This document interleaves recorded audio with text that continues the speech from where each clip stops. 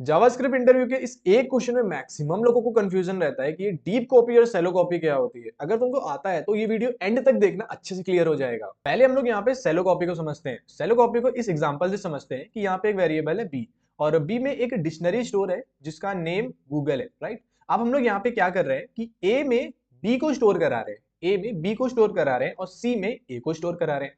और यहाँ पे क्या कर रहे हैं, सी का नेम चेंज करके देख रहे हैं। अब यार देखो, होना क्या चाहिए था कि अगर हम लोग सी का नेम चेंज कर रहे हैं तो ए और बी में कोई भी फर्क नहीं पड़ना चाहिए।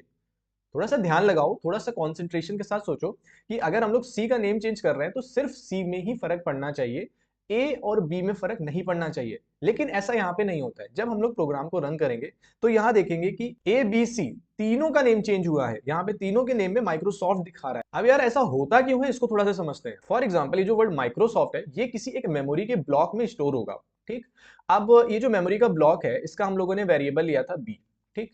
देन उसके बाद हम लोगों ने क्या किया था, ए में बी को स्टोर कराया था एंड सी में ए को स्टोर कराया था, राइट। तो अब यहाँ पे कुछ इस तरह से हुआ कि जब हम लोगों ने ए को बी में स्टोर कराया ना, तो इसमें A is equal to B यही हो गया and C is equal to B यही हो गया। तो हम लोग इनडायरेक्टली समझ सकते हैं कि ये जो एक मेमोरी का ब्लॉक है इसके तीन वेरिएबल्स हो गए।